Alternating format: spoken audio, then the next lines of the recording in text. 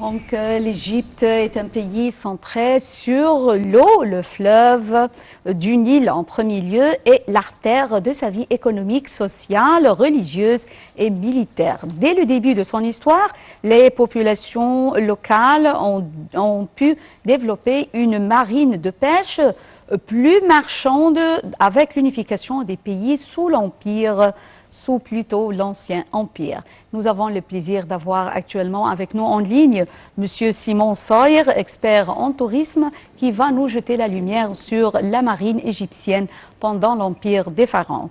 Bonjour M. Simon Sawyer. Bonjour. Bonjour.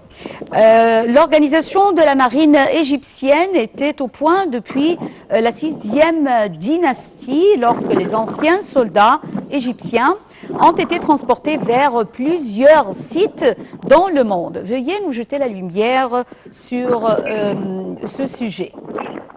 Alors, la navigation en mer était régulièrement pratiquée à l'époque pharaonique. Les Égyptiens, habitués aux longs périples fluviaux sur le Nil, ne reculaient pas devant l'aventure en mer. Leur itinéraire les poussait vers les ports méditerranéens de la Phénicie, dont Byblos, et ceux de la mer Rouge, notamment dans les pays de Kunti. Alors, on a de nombreux documents qui témoignent de leurs aventures en mer, incluant le conte du naufragé. Et on a aussi bien la région de Marsagawatis, qui est à 23 km au sud du port de Safaga, sur la mer Rouge, et qui servait d'atelier pour la fabrication des navires. Et on a une grande quantité de mâts, de cordages, de voiles, de navires et de bateaux qui ont été découverts par la mission américaine de l'Université de Boston, qui fouille dans la région. Les fouilles ont également mis au jour les fragments de plusieurs caisses en bois, couvertes d'une couche de plâtre dans laquelle est gravé les cartouches d'Amnemhatwa.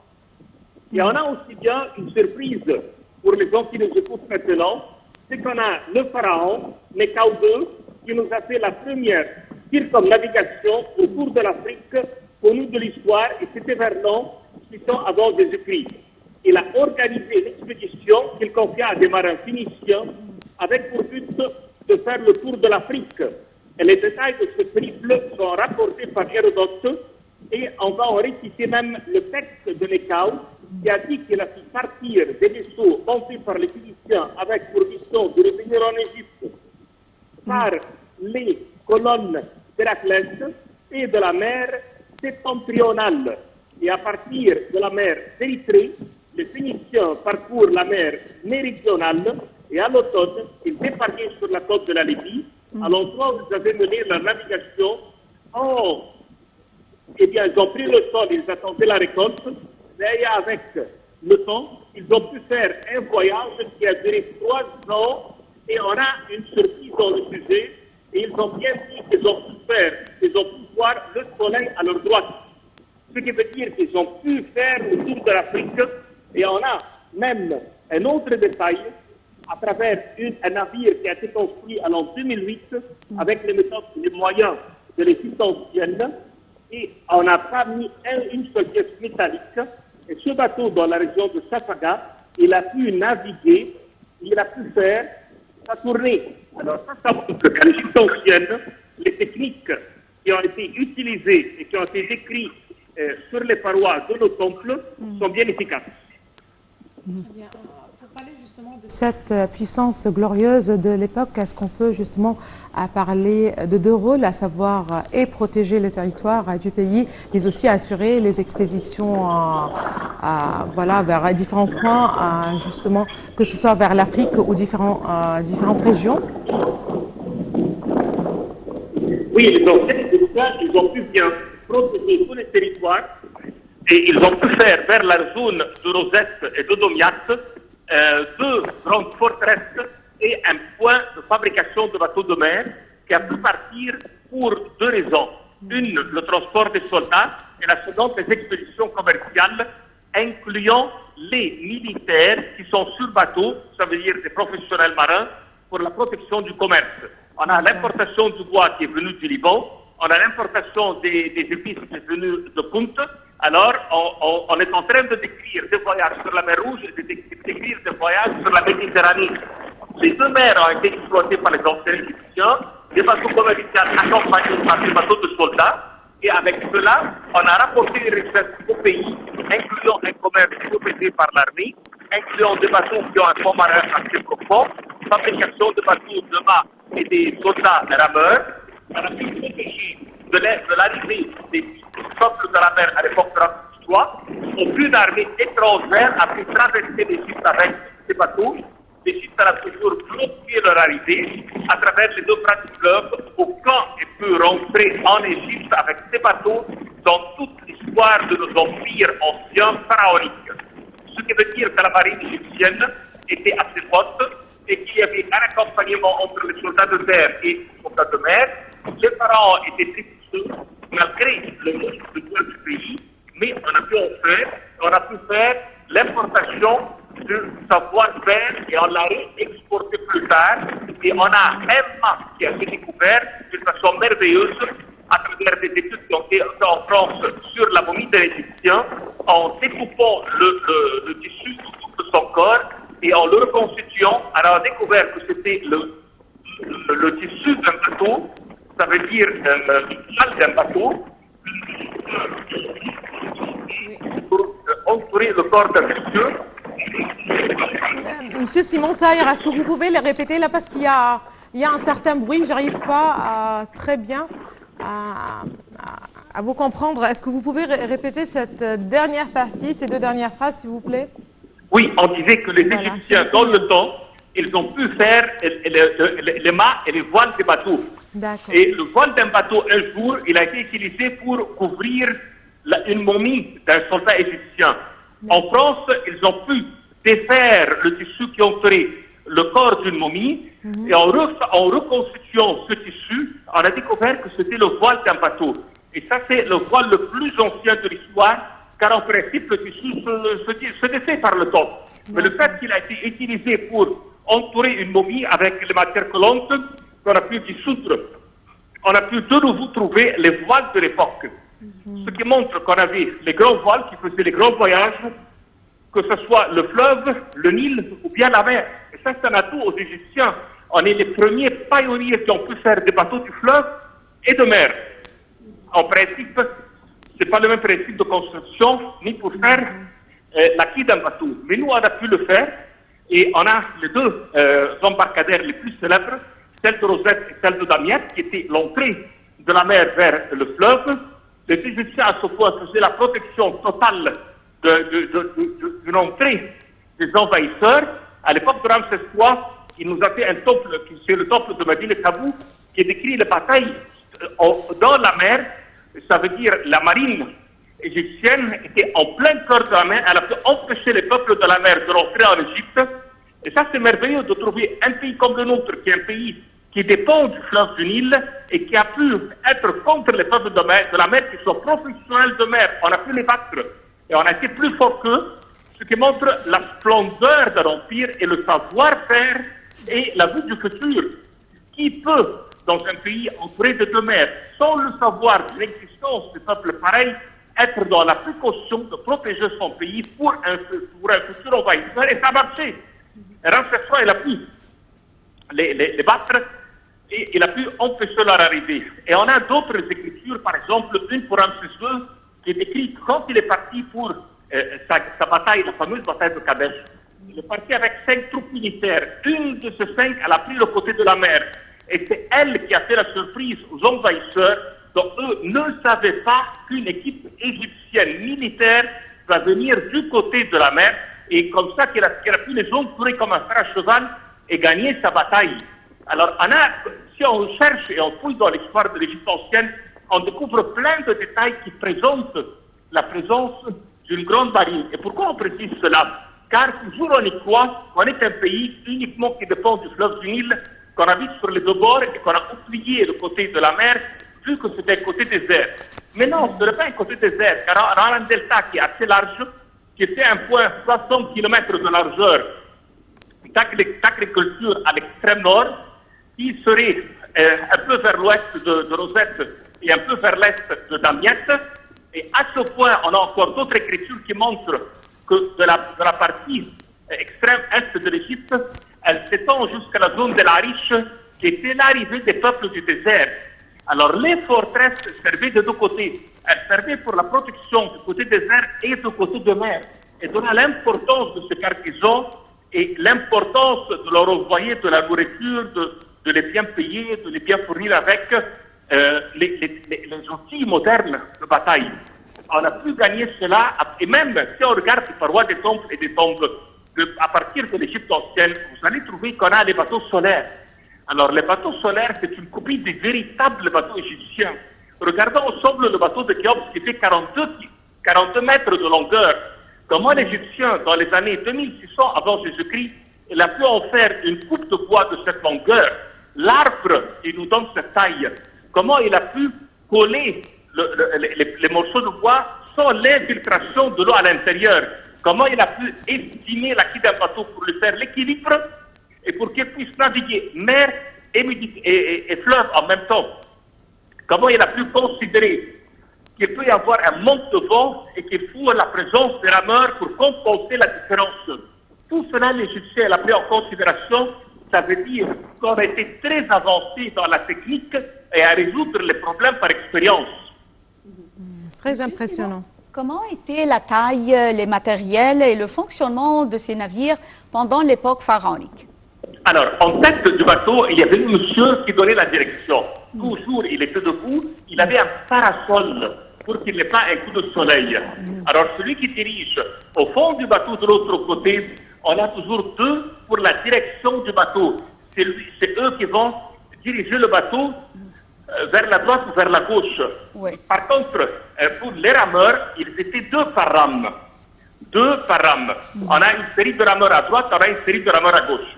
La cabine du bateau serait dans le tiers de derrière du bateau, et c'est là qu'il va y avoir la chambre où il va y avoir le souverain ou les voyageurs, et en face desquels, ça veut dire entre celui qui dirige le bateau et cette cabine, en place la marchandise ou bien les danseurs. Si c'est un pharaon ou un noble ou autre, il va y avoir l'équipe de troupes qui met la musique ou la joie à son cœur, et si c'est une marchandise, elle serait placée dans cet endroit. Les bateaux étaient toujours en bois et vu qu'on n'avait pas les métaux, ça veut dire les clous, comme à nos jours, eh bien, c'était un modèle d'emplacement. Le bois pénètre les pièces les unes à l'intérieur des autres et on avait un système de cordage pour attacher les planches. Et dans ce système de cordage, regardez le génie de l'Égyptien. Quand le bateau est en mer, qu'est-ce qui se passe? Il y a le bois qui rétrécit un tout petit peu, ce qui fait pénétrer l'eau. Alors le système de cordage et de nœuds était fait d'une façon qu'on puisse resserrer de nouveau durant la navigation pour attacher les planches de bois et empêcher l'infiltration. Et on avait un accès du plateau supérieur du bateau vers la partie profonde pour récupérer toute infiltration qui peut arriver et faire sortir ces eaux vers l'extérieur. Le mât d'un bateau et le voile était encore impressionnant car il était fait avec du lait égyptien. Et ce calcul était très fort avec des trous faites d'une façon exprès, d'une façon qu'il n'y ait pas de déchirures dans le tissu si jamais le vent est très très fort. Alors on faisait des cercles à l'intérieur duquel pour empêcher le vent qui est fort de faire une fissure ou bien de couper ce tissu-là. Et de là qu'on avait le double système pour la navigation entre les marins qui rament et le système de voile.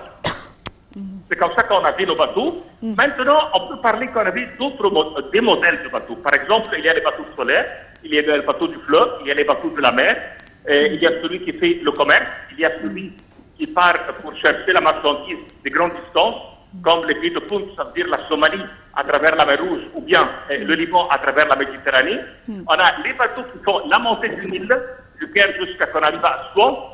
Et on a ceux qui vont retraverser et voyager vers l'Afrique, ça veut dire partir jusqu'au Soudan. Et on a des écritures qui montrent que les Égyptiens ont pu faire des bateaux qui sont arrivés jusqu'à Kouch. Ça veut dire la capitale actuellement, Khartoum. Très bien. Justement, quand on parle de l'époque pharaonique, certainement elle couvrait de longues années. Voilà. Est-ce que l'épanouissement de la marine égyptienne, justement, était plus ou moins lié à l'épanouissement d'une certaine dynastie ou d'un certain pharaon? Pardon, pas bien écouté. Voilà, je parle des époques les plus marquantes, voilà, ou des familles royales les plus marquantes, où on a connu justement un épanouissement un peu plus important de la marine égyptienne. Est-ce que c'était lié justement l'épanouissement de la marine égyptienne à l'époque, puisqu'on parlait on parlait d'une époque qui couvrait de très très longues années. Est-ce que ça a été lié à l'épanouissement d'une certaine dynastie? Oui, oui, bien sûr. Alors, on a des périodes, c'est la période des grands pharaons. Par exemple, la période du roi Khéops. On a des preuves des grands bateaux qui ont été réalisés, 5 qui se trouvent autour de la pyramide de Khéops, une qui est exposée dans le musée du bateau solaire. On a un autre qui est dans le sous-sol, qui n'est pas encore remonté, mais qui a été pris en photo par une machine spéciale. Et 3 qui ont disparu, mais on trouve la place. Alors ça, c'est Khéops. Concernant l'Ancien Empire, c'est le travail le plus fort. La période qui va suivre, c'est la période du Nouvel Empire. On a 2 souverains qui nous ont laissé des merveilles. Ça, c'est Ramsès II avec Ramsès III. Il y a une période entre Ramsès II et Ramsès III, il y a une série de pharaons. C'est-à-dire Ramsès III n'est pas un successeur de Ramsès II, mais entre lesquels il y a une série comme Merenptah et autres. Alors, ces deux-là, c'est des grands empires. Puis on a, alors, 600 avant Jésus-Christ, la période Nécran, quand il y a eu le bateau qui a fait le tour de l'Afrique et qui a été confirmé par le texte d'Hérodote, quand il a dit que les Égyptiens ont déclaré que les marins ont pu voir le soleil à leur droite, et ce qui montre que le tour a été complet dans les 3 ans de tournée. Alors, entre ces grands pharaons, il y a eu des petits empires qui nous ont laissé des traces, mais des bateaux de taille moyenne. Ça veut dire, on parle ici entre 6 mètres et 42 mètres. Mais les grands bateaux, ce sont les souverains qu'on a bien mentionnés. Et après cela, quand on arrive à l'époque d'Alexandre le Grand, c'est complètement différent, car Alexandre le Grand, à travers la Grèce, un pays riche en bois, et qui donne sur la mer, donc toutes ses activités sont au bord de la mer, il était à l'obligation de faire le port à l'emplacement du village de Rakotis, qui se trouve actuellement à la citadelle d'Alexandrie. Et autour du village, il a pu faire un port pour faire la liaison et la communication entre l'Égypte et la Grèce. Très bien. C'est là qu'on est rentré, dans une nouvelle ère. Monsieur Simon Saïr, justement un petit détail, voilà, l'Égypte est plutôt connue pour être un désert, voilà, ou plutôt dominé par le désert, à part la vallée du Nil, justement pour fabriquer de tels navires, bateaux de guerre, marines ou autres en fait. D'où provenait le bois qu'on utilisait justement dans la fabrication de ces navires? Pardon, je n'ai pas écouté, désolé, la voix n'est pas... Si c'est possible, est-ce qu'on peut justement savoir l'origine du bois à partir duquel on fabriquait les navires, puisque voilà... Ah, oui. On n'était pas vraiment connu pour les grandes plantations, c'est-à-dire les grands arbres justement pour la fabrication de bateaux ou autres, ou si vous pouvez justement corriger cette information. Oui, les Égyptiens, malheureusement, n'ont pas eu de forêts comme par exemple en Europe. Alors, on n'a pas, par exemple, des bois précieux comme le bois libanais ou comme le bois européen. Par exemple, le cèdre ou autre, on n'a pas eu ça. Nous, on a eu des bois très faibles. Et dû à ça, ces arbres qui nous ont donné un bois très faible, nous, on a juste pu les utiliser pour voyager et chercher un bois de qualité. Alors, quand ils partaient en Liban, ils cherchaient l'arbre lui-même et retiraient l'arbre pour venir avec lui jusqu'à le travailler chez nous. Quand on arrive, on envoie les bateaux de commerçants sur des bateaux de taille moyenne avec les soldats qui protégeaient l'or qu'on a envoyé pour faire cet échange. Et à l'achat du bois, les locaux là-bas font la coupe du bois, nous le passent et les bateaux vont le retirer jusqu'à ce qu'ils arrivent en Égypte. Et chez nous, ce sont les menuisiers qui vont le travailler sur place pour faire les grands travaux. Mais on n'a pas pu, malheureusement, en Égypte, avoir les arbres qui nous fournissent les grands bateaux de mer résidents. Et on a un autre problème pour les arbres égyptiens, c'est que c'était des arbres dont leur bois pourrissent facilement. Contre, par exemple, le bois libanais, donc il avait une qualité que les bactéries et les insectes ne peuvent pas vivre à l'intérieur. Et ici, que les traces de bois qu'on trouve aujourd'hui dans les temples et dans les fouilles archéologiques, c'est plutôt un bois libanais et non pas un bois égyptien, plus cette qualité supérieure qu'ils avaient dû au genre d'arbre lui-même. Par exemple, jusqu'aujourd'hui, on trouve dans la campagne les traces des anciens arbres. Par exemple, vous trouvez un arbre qui s'appelle le centre, avec lequel on faisait les presses d'huile. C'est un bois qui est très très dur et on l'a utilisé dans le temps aussi bien pour faire l'acquis de bateaux. Mais pour les planches extérieures, on ne pouvait pas le faire car c'est une coupe qui est très difficile à faire et à l'époque on n'avait pas la qualité de métal, ça veut dire les scies nécessaires à couper un tel genre. Ce qui veut dire que l'Égypte avait un bois très solide, au point qu'il était presque impossible à utiliser les scies à l'intérieur, mais il a été utilisé pour faire l'acquis des bateaux et pour faire les presses d'huile. Mais pour les planches extérieures, on avait vraiment, on peut dire, des arbres assez moyens de point de vue qualité, mais on a pu quand même faire nos aventures et faire le voyage vers l'Afrique, le Liban et la Somalie. Très bien. Voilà, et justement, on parle de construction très impressionnante, des techniques aussi très impressionnantes et une explication aussi impressionnante. Merci beaucoup à vous, Monsieur Simon Saï. Vous êtes expert en tourisme. Merci beaucoup pour toutes ces explications. Mesdames et messieurs, nous arrivons à la fin de cette édition de notre programme quotidien Bonjour l'Égypte. Merci Donna et bonne journée. Au revoir.